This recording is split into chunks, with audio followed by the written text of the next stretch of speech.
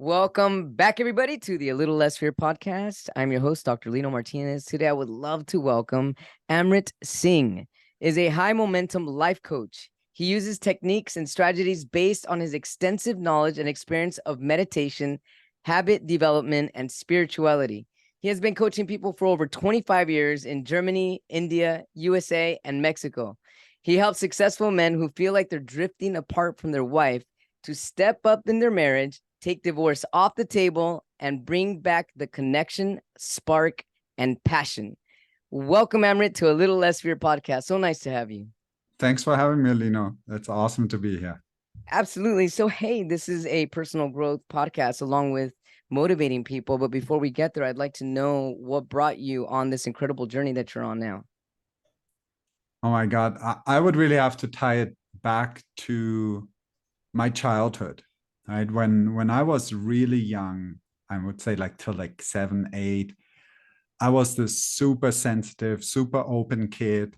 And I had this super high level of sensitivity, which I thought everybody had. I would later found out that's not the case. And I was. What do you mean by that, Amrit? High level of sensitivity. What do you mean by that? Or just like little things, like I remember when I was younger and I had to go to the hairdresser and they cut my hair, and it would really like I hated that feeling of cutting or cutting fingernails, or just I would sense everybody's emotion in the room and all these things. So there was a lot of input coming in. And then I realized, I was very soft and very kind as a kid. And then my dad, who grew up in the after Second World War area in Germany, was a very tough guy. And he was just like, oh yeah. And he was very sensitive too, but he covered it up in this really tough shell. And I remember this point so clearly when I think I was 10 or 11 and I was upset and crying about something. And he was like, oh, come on, don't be such a pussy or crybaby or whatever he said, right? And I was like, oh my God, he's right. I should just be tough. And so I put on this wall and this armor and I became this tough guy. And then I lived this tough guy persona for probably 10 years till I found yoga and meditation. And that was a rough time. But it kind of, looking back at it now, it kind of allowed me to lay the foundation for the work I do now, for my spiritual journey, and for so much more.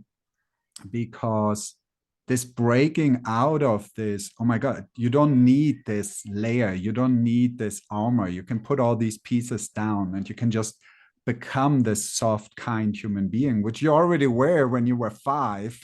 Like, can't be that difficult. Exactly. Yes. And so to really come back to that was a journey for me, and it was pretty, life-changing. So then you had to let go of what your father told you to be a tough guy, stop being the P word, and you had to let go of this hard shell that you developed for over 10 years and go back to how you were before. Yeah, and it's been a journey. I think I'm still traveling there. I'm still not 100% there, and I catch myself still in the, oh yeah, come on, just tough it up. But it's great because my son is now 11, and he's super soft and super kind human being. And so I get this daily reminder to just, encourage that kindness and encourage that softness and be very gentle with him too when he wants to just be the tough guy, because that's also part of the experience. Sure. As long as you don't lose yourself in it. Right. And I think it's super cool to see him go through that age. Oh, I bet, especially because you went through it and now you're actually able to allow him to blossom the way he's supposed to without any interrogation, because it does feel like you're being interrogated to be a certain way. Totally. And it was like that was this thing with my dad. I mean, there was that point when I was 11, but I still remember like when I was 6, 7, 8, 9, it was already going in that direction, but I never made that shift, where I shifted my persona and just put on this mask of the cool guy in the leather jacket. Later I had my black lowrider, and I was the bully in school, and like all those things. I ticked every single box of being an asshole in that time.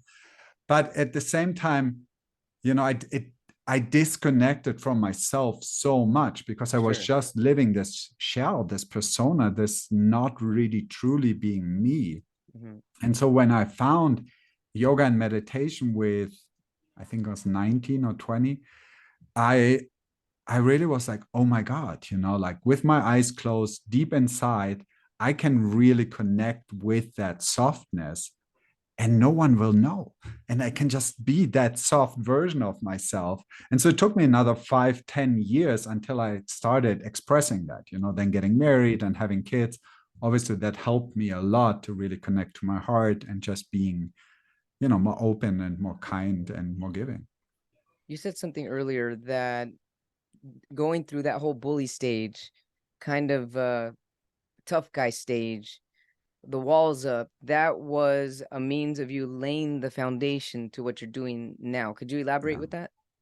To that? Yeah, I'm kind of naturally drawn towards the tough guys now. When I see Okay. a man who's really shut down and really tough, I'm like, ooh, look, that's me 20 years ago. I want to give that guy a hug and tell him how amazing he is and have him chill out and relax and just be his authentic self. Yeah. So this has been a thing like all my life long, when there's like a big gang of 50 bikers or something, everybody wants to make a big circle around them. I walk right towards them because Uh-huh. I know, how much love and how much kindness there is in those people. And they're just playing this persona because it's part of God knows where it's coming from, but it's not truly them. And so I always see past that tough guy persona in everybody. And I think for so many of us men, we're stuck in that, right? And now in this new time, also a lot of women are stuck in it too, in this tough guy of, oh, I need to have everything together. I need to have it all figured out. Very I true. never cry. I never make mistakes, like that kind of person.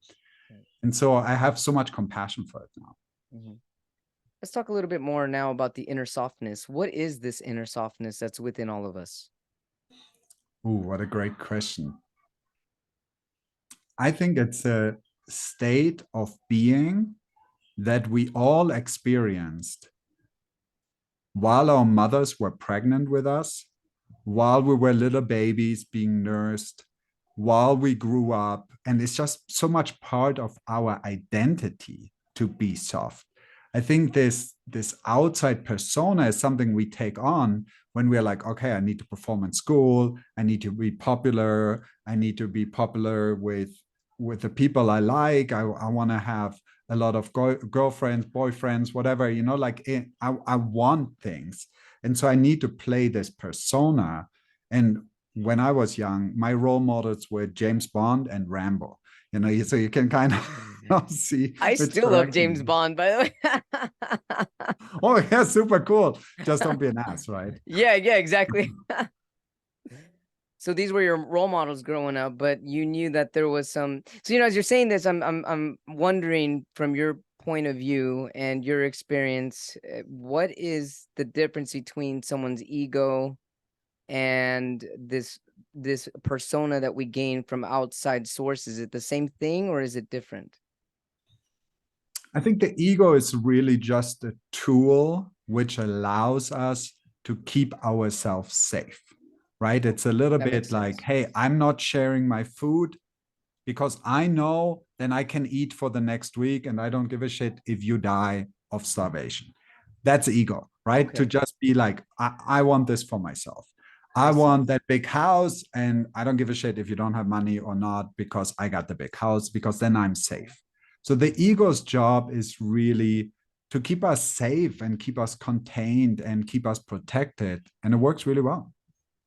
That makes sense. So the ego is more for survival, you're saying? Yeah, it's like that lower chakra energy. We were chatting a little bit about chakras Yes. earlier. So it's kind of that it's really important to survive, to be safe. And those are my first needs.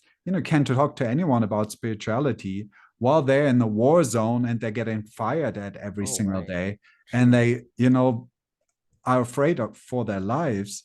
And so it's this, when you can make a person safe and you can feed them and you can provide love and you can provide outlet of communication, and now suddenly they feel full and contained, then it's spirituality is really just the last piece to connect you to your true being.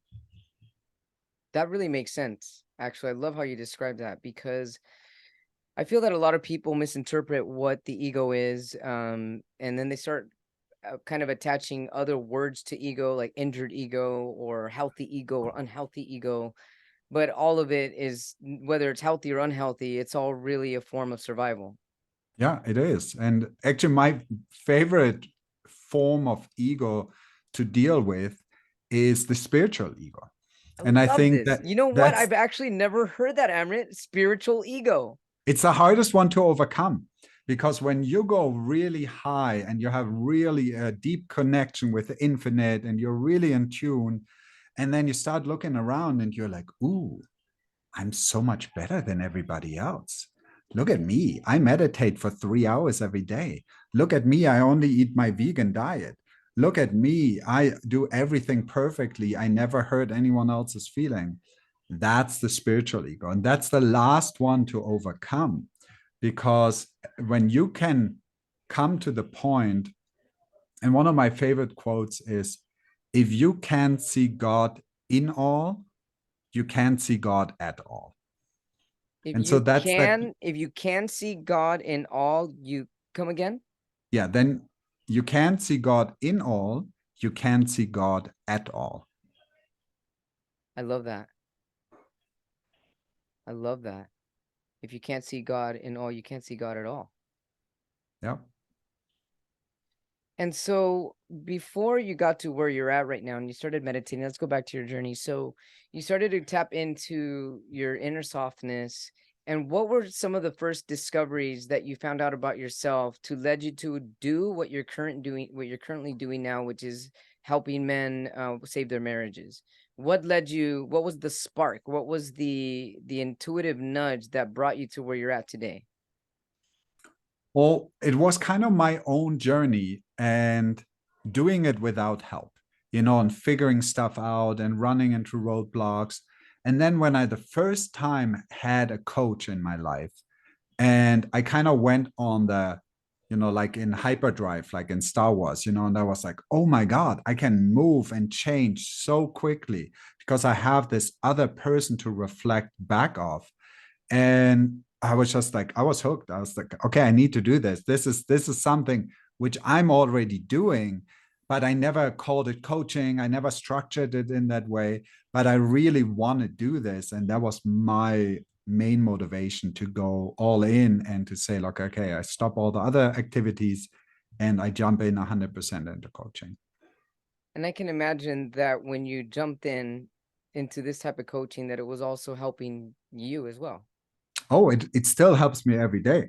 I mean, every conversation I have with a client, I walk away from, oh my God, I learned so much about myself today. This was so amazing. And I get paid for this. I mean, it blows my mind still every day because I would do it for free, but it doesn't work when you do it for free. So it really works when, you receive payment for it. I definitely want to go down this path right now to talk about this, but I have a question right now. It's about Yeah, go ahead. higher Yeah. self. So when you started going into the softness part of yourself, would you say that this soft part that's within all of us is our higher self? I would say that softness allows us to be authentic because we get to accept ourselves. Mm-hmm. And then it's very easy to connect to your higher self when you're authentic and when you're soft. So it's kind of a prerequisite for connection with the higher self. That makes sense. It makes it easier. And that's also because there's less resistances. Because when you have Yeah. resistances, you have got walls up, and that's not allowing your authenticity to come in and shine through. Therefore, how are you Yeah. even going to be intuitive? What is intuition? Anyways, I mean, I just love. I'm passionate about this stuff. So, coming from your experience, how would you describe what intuition is? I think intuition is really to be in touch with your higher self. But again, it sounds so woo woo, and I don't like going down that road. So it's really more being truly authentic and really trusting your inner voice, even if it doesn't serve your immediate benefit. I love that. I've never heard it that way. So being truly authentic means trusting your inner voice. And that definitely makes sense because a lot of the times it's what is authenticity? Like, how does Yeah. somebody become authentic? How do you become yourself? How do you feel into it? And that is by listening and trusting that inner voice. And that inner voice comes from, what does that inner voice come from? I think that inner voice comes from your connectedness to, again, there's the higher self, right? To, you can call it whatever, but just to be in tune and be in flow. And to kind of come back to our example, which we had earlier about the ego, when you have all your food Yes. saved up and you see someone else who's there starving, and you're like, if I give half my food away now, I only get 3 days to live instead of 6 days. And it doesn't make any sense. And my ego says I should keep all my food. And you take half of it and you give it away anyway, trusting and knowing that that's authentically you, and that the universe, God, whatever you want to call it, will provide and make sure that there's something else coming. Trusting that resources are always available to you no matter what, especially if you're acting out the authenticity and the kindness of the softness, which is your inner guidance, which is your inner love, which is your inner light. Everything else lines up after that. Yeah, exactly. That's beautiful. Okay, great. So then you decided to follow your inner voice and trust your inner voice, your authenticity, to help men save their marriages. Can we talk about this? Yeah, I love talking about it because I'm so passionate about it, because it was something I struggled with myself. I came to a point after being married for 18 years where I'm like, okay, why am I doing this? Like we're in fights, we're struggling. It's like, what a mess. Like every time I see her, I go like, oh, there she is again. I'm in a bad mood. And but I couldn't bring it together with, hey, I'm committed. This is my family. This is the person I married. This is the person I'm committed to. I love this person so much. And I couldn't bring the two pieces together. And we just kept like growing apart from each other.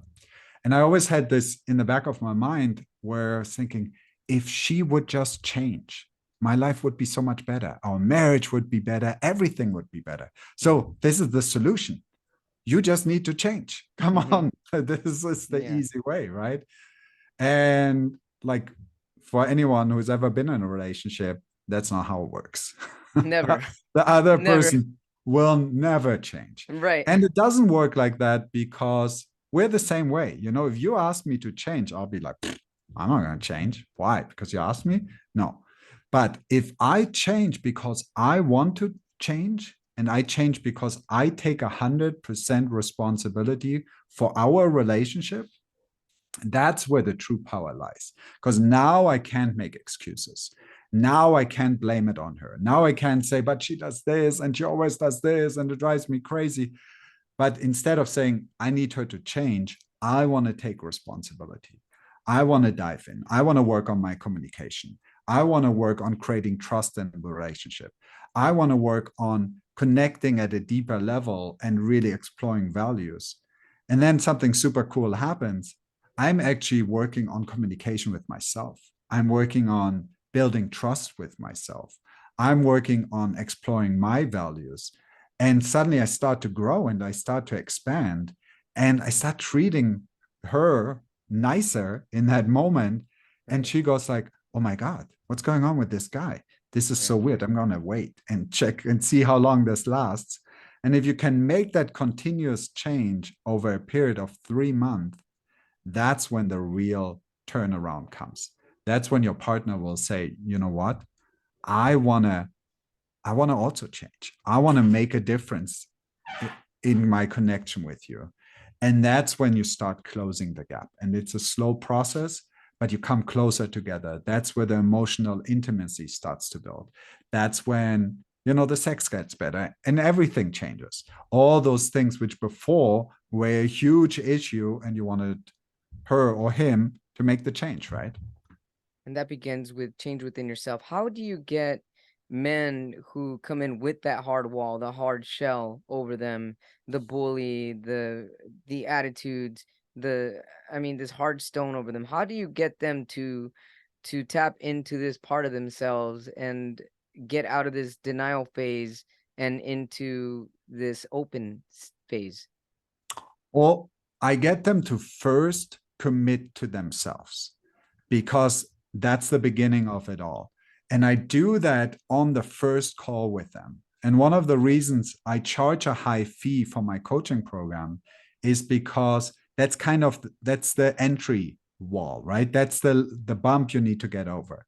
So if I can get you to commit to investing in yourself at that level, I know I have someone I can work with, because that is a person who will actually say, like, look, oh shit, now I put money to it. I better do the homework. I better watch the classes. If you sell a course like this for $300, people will be like, oh yeah, I bought this course, didn't do anything. And then you ask them, did you watch it? They're like, no, I didn't. I was so lame. And like, but you charge $6,000 for the same course, people will show up for themselves just because they paid that kind of money. And that's what I had to learn the hard way, because I was serving people for $25 a session, and they wouldn't show up. They'd be, oh, so sorry, forgot our session today. Since I charge more money for my services, no one ever misses a session. They value their work on themselves. They think they're valuing me, but it had nothing to do with me. They show up for themselves, and I'm just providing the framework and asking the right questions, but they do all the internal work. And it's a beautiful process because they show up for themselves. And the money is the key motivational factor in there. Prior to finding out that money was the key motivational factor, what were some of the roadblocks that you encountered with men opening up? Oh, one of the biggest challenges was I didn't have time to invest enough time into my coaching, because I had to run a 9-to-5 job because I needed money to pay for rent, pay for my kids' school. Sure. And so it was really a limitation. So I could work with very few people only. And honestly, I found, and maybe that just has to do with that I have such a close relationship to the bully and to the closed up man, is I never found an issue with anyone having a hard time opening up. Because ultimately, when you can truly connect with another man or another woman heart to heart, and you really show up authentically for them, and you're creating a safe space, these people will start opening up. And obviously, like someone who's been closed up for 40 years doesn't open up as easily as someone who has a lot of experience in opening up and sharing the feelings. But for those people, they open up, and then they want to open up more, and they feel super comfortable opening up again, because they realize the benefits of just sharing a little bit more about themselves with another human being and hearing themselves talk to themselves, because they don't even open up with themselves, but they do open up in those coaching sessions with me. Take us through typically what one of your programs go through. Is this a group of men, 8, 9, 10 in a group, or is it individual, or is it a retreat? Take us through what it looks like. I do a mix. I do like a mix where I do a class once a week where I'm presenting a new concept, right? Just like a new idea, and to kind of get the mind going. And then I follow that up with a group coaching session where we each go deep into the process. And that's really powerful because that's me working one-on-one with one member in the group and the other people listening. And for the people who are listening, it's just like the whole time the heads keep going like this. It's like, oh my God, this is like exactly like me. And I thought I'm alone with this. And now hearing you talk about it is so powerful and it's really life-changing. And then in addition to that, I also do one-on-ones. And the reason I do the one-on-ones is just because I love going deep with one person and really have an hour and allow just space for that person to be seen. Because when you see someone truly, it's much easier for them to connect to their authentic self than when they're not being seen or when it's just a 5-minute snapshot. Exactly. At what point do you notice that there's a change that's starting to begin with your clients?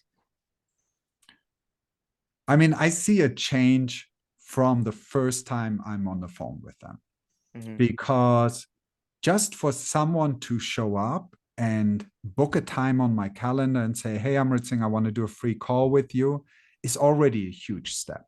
It is a And huge then step. to open up through the process and just to talk about things and to say, like, "Oh my God, I think I have a problem," that's already huge. It is. And then from there, if they choose to work with me or not, that's two separate roads. But if they do choose to work with me, that's when we start picking that up and we're saying, like, okay, so what actions can you take to really grow towards that best version of yourself? Because that's all, it always comes back down to Hmm. that. And it always comes back down to how can you live a more authentic life? And guys will say to me, how can I be authentic? I need to work 10 hours a day and then I come home and then I need to do this, I need to do that.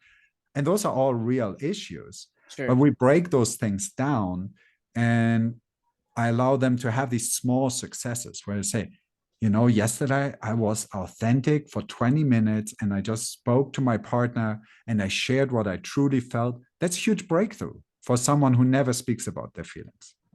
That is a really huge breakthrough. That's really fast. I love how all this kind of just unravels and opens up for everybody. And I can also imagine that when there is a group of men, people feel like they're not alone as well. And that Yeah. also allows them to open up with one another. And it just allows more windows of opportunity for growth and expansion and just to be showering themselves with love. It's really beautiful what you're doing.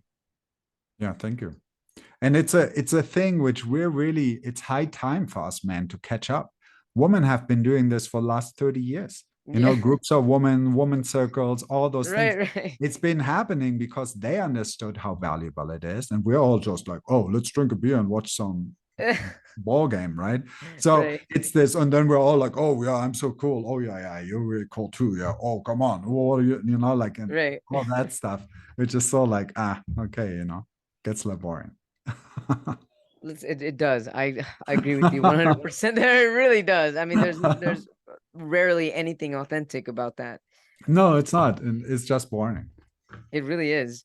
And so and so building trust with yourself allows for expansion and committing to yourself. What is something that you feel is really pertinent in someone's development when they're finding their authenticity?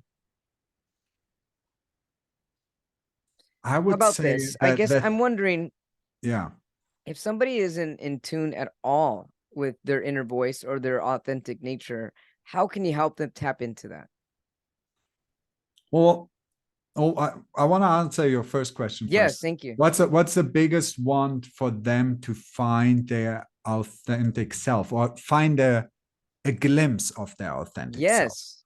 It's really this realization that they have an authentic self, where they're like, whoa, this was inside of me. This was not you doing something to Yeah. me or me, you telling me that I have an authentic self. Right. Like I touched that.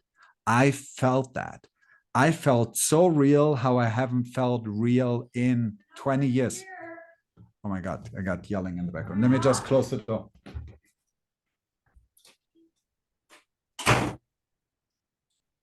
Sorry about that. My No dog pushed problem. open the door. That's okay. And so to come back to my line of thought, it's this having a glimpse and seeing and connecting with this part of that's how it feels to be real. That is, I mean, blows people's minds. And that's how you can get someone to say, like, oh, and guess what? You can achieve that by meditation practice. You can achieve this by exercising and running. You can achieve this by prayer. There's so many ways to connect to that part of yourself, but you have to practice it. It doesn't just come by itself. Could you give an example of a client that you had where they had this realization? Um, what would be a good example to share? I mean, my favorite clients are the ones who don't have any spiritual background, who don't meditate, who don't go to church, who are like, yeah, this is all like woo woo stuff anyway, and it's so weird, but they still show up. they still show up with me There's for some some kind of reason. curiosity There still is within them. something, right? Yeah. And so this is the other thing with me looking like this. I kind of have this natural barrier because they're like, oh, this guy looks like that. I already have an idea of what I'm going to get. So the people who show up are the ones who will tell me, yeah, when I was a little kid, I would meditate, I would do things, but now I'm a grown man. I don't do those things. And to really like bring them back to that connection, because like every baby knows how to meditate. If you ever like observe a mother nursing a baby and she's having the baby on her breast and that baby is nursing, the eyes are rolling up to the third eye point, that baby creates such a powerful meditative state that the mother goes into this meditative state. That's and incredible. Every person who's sensitive enough to notice it walking in the room goes like, ooh, I better be quiet. It's like a monk is sitting there meditating, and that's a baby. True. And we all been there. So we all have this inherent ability to meditate deeply and profoundly to a place where it's complete bliss, right? And it's complete Amrit coming into your blood system. It's like in the latest Avatar movie. Have you seen it? Not yet, and I'm looking forward to it. Okay, so I don't want to ruin it too much, but they are harvesting this essence of life from the pineal gland from these big creatures, and that's in Sanskrit called the Amrit, and that's that sweet nectar. That's where my name came from, and so it's that nectar which, when you go into super deep meditation, and we're talking 18 hours a day for weeks. Wow. Which starts dripping down into your body. And so it's a really powerful substance. Mm-hmm. But then again, we all as human beings have this ability to do this because we all did it when we were 15 days old. So it's this natural state of being. And that's again where natural state of being comes together with being your authentic self, because it's the same thing. Right. And you were already your authentic self when you're a little baby, when you're a little kid. And there came a point where you decided that you needed to play a role in this game of life to get more love or get the needs of your ego met or get that new bike or whatever, like whatever your motivation was at that time, where you learned, oh, if I'm nice, then I get what I want. If I'm super tough, then everybody's afraid of me and I can, get the biggest piece of cake or whatever it is, right? Mm-hmm. But that removes us from really connecting with our authentic self, which it always is the point where we come back to.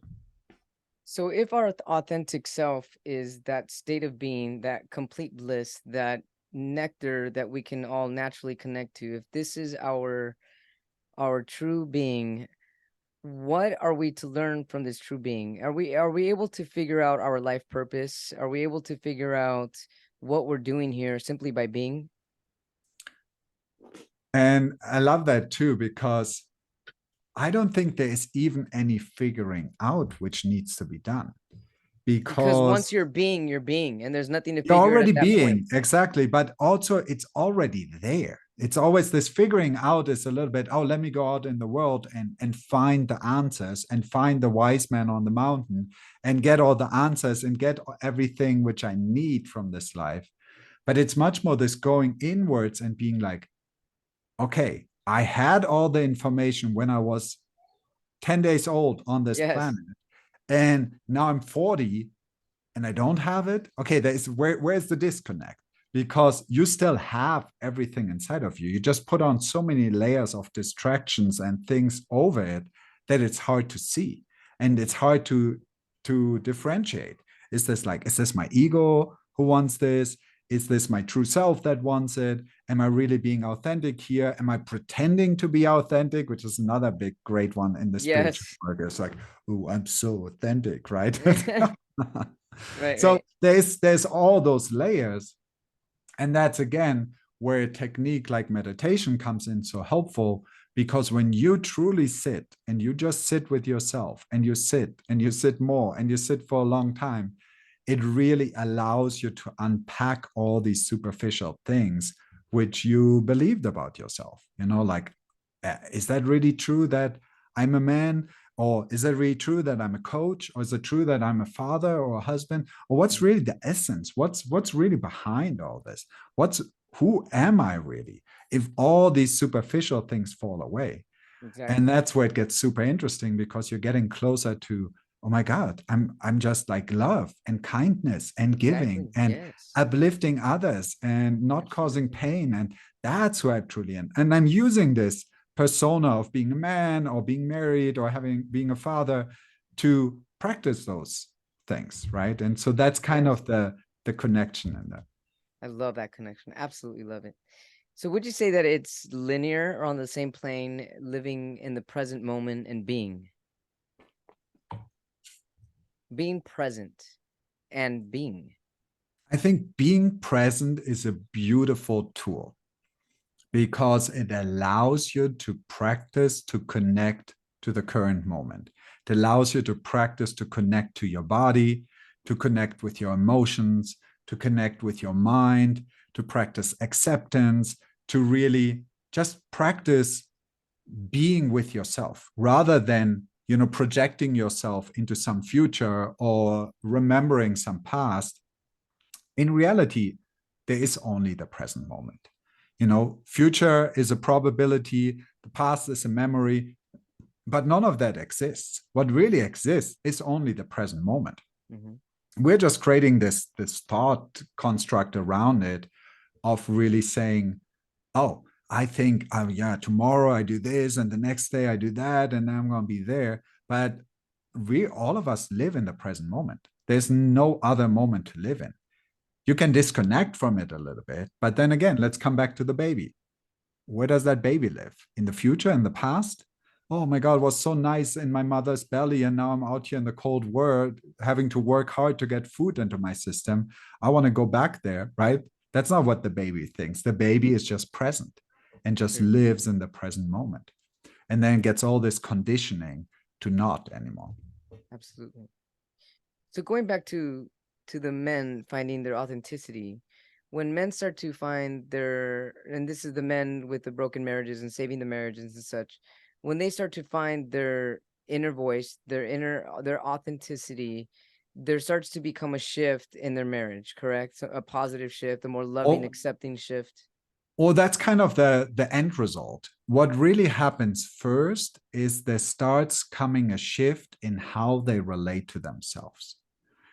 And, suddenly they're just a little bit kinder to themselves. They're a little bit more trusting with themselves.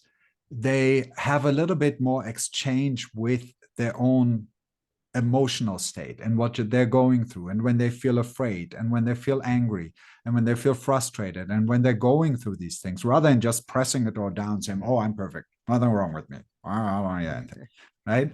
But to really say, like, oh my God, I'm so angry right now, I'm so pissed, and I'm going to take care of this in a healthy way and go for a run, or I go outside to cool off, or I do something. I'm not going like to go check on my kids' homework now and realize they're on their phone and start yelling and screaming and being an ass. But I take care of myself and I accept that aspect of myself. I accept that I'm angry and I do something about it. I go do some push-ups, or I take a cold shower, or I do something about it for myself. And then I come back an hour later and I come to my wife and I say, my God, I was really angry. And I'm so proud of myself that I didn't try to have this conversation with you why I was angry while I was angry, because that would have really gone the wrong direction. Mm-hmm. So I recognize that I'm showing up for myself, and then can bring that in my relationship. Mm-hmm. And I can say, like, look, this was really an issue for me.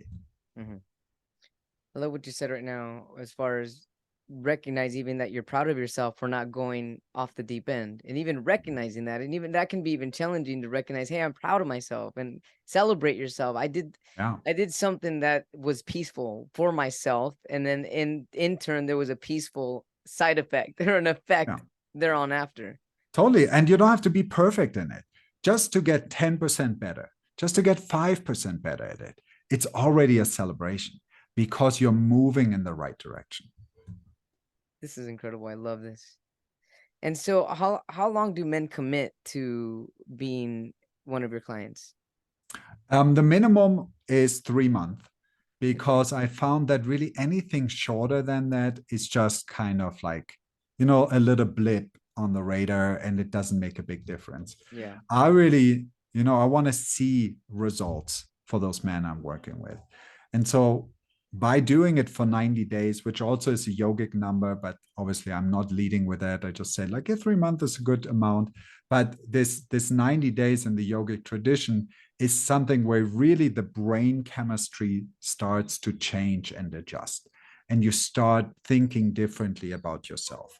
And you start seeing the world differently. And things really shift on a deep level. That's really interesting. Would you say that's the same for everything as far as 90 days creating a shift within your Reality. within your full reality? Yeah. And 90 days creates a shift with your mind, body, and soul, or is this the shift neurologically or spirituality or all of the above? Oh, it's kind of a connection between your mind and your emotional body, where you're really starting to integrate these new habits you have developed into your being, and it starts becoming part of you. Like there's the other yogic number is 40 days, which, Jesus already practiced when he went to fast in the desert for 40 days. There's so many 40 days this, 40 days that. The reason that is like that is because in 40 days, you take 20 days to break a habit and you take another 20 days to reestablish a new habit. And so that's a great way to change habits.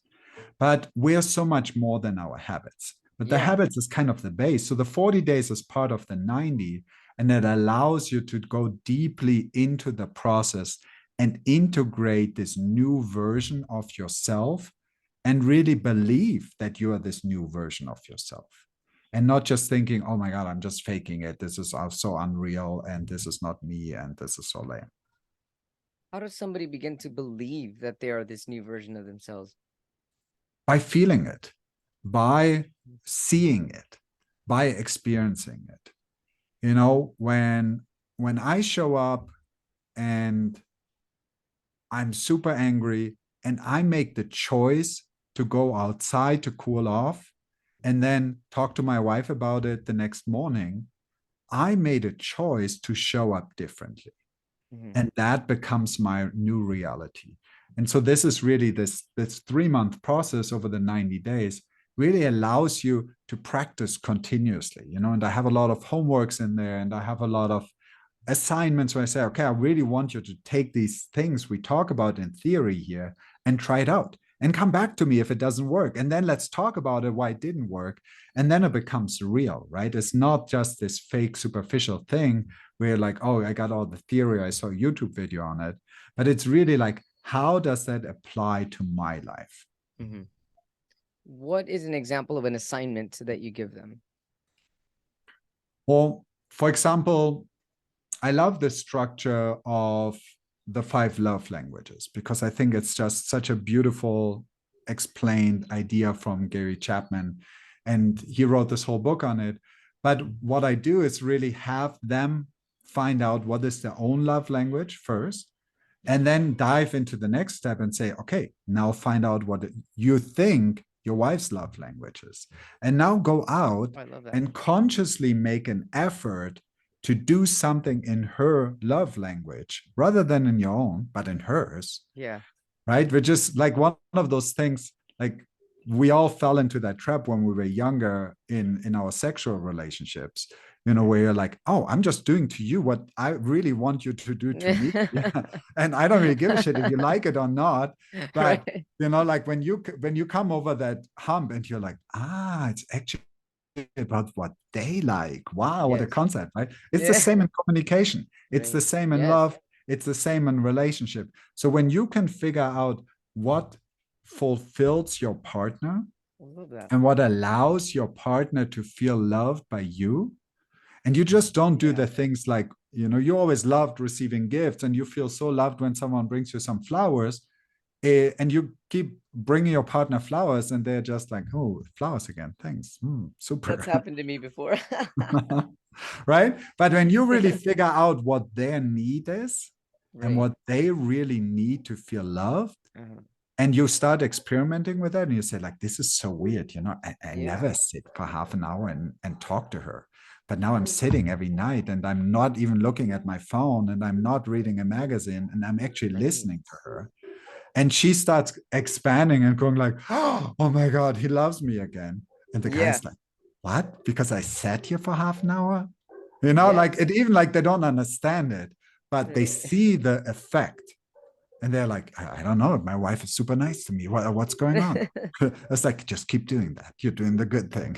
Keep doing that. Just opening up communication and asking what fulfills them. You know, you said a magic word was allow. What fulfills your partner and allows them to feel love? Because something can fulfill someone, but if it's not allowing them to actually feel the love, it's not going to go in any direction in that case. Yeah, no, totally. And I think allowing is, again, such a powerful thing. And it's great to practice in our relationships because we can practice with our partner, right? We can practice allowing. But really, what it's really about is as allowing ourselves to truly be, allowing ourselves to express who we truly are, allowing ourselves to be authentic.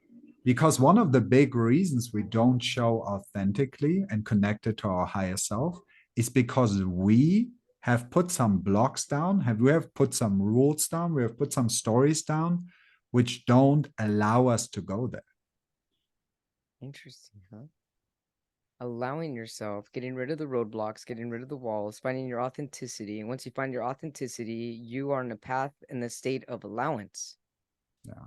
And that's when you find your inner voice. And that's when you get your allowance, because then Yeah. you're actually getting abundant and prosperous. This has been incredible. This is magical. This is beautiful. I love what you're doing. How can our viewers, our watchers, and our listeners find you if they need you as a coach? This is amazing, Amrit. So the two traditional ways are just through my website and my landing page for my marriage program, and that's coachingnow.info for my website, and then the other one is marriagereconnectionroadmap.com. And I'm sure we can put the links in the show Yes, notes on the definitely. We bottom, will. makes it easy for people. But the fun place to find me is on my TikTok account, because Really? I'm on TikTok and I love doing TikTok and I'm having so much fun with TikTok. And I'm experimenting with all kinds of new things, and I post videos of stuff which inspires me. And it's the funnest way. And you can, just write me a message directly there too. And I love doing it. And of What course, is you your can find me TikTok on account? Instagram. It's just my name, Amrit Singh Ranj. But it's big enough now that you can just write in Amrit Singh and my stuff should come up. Well, I'm definitely going to follow you on TikTok, and I'll do that today.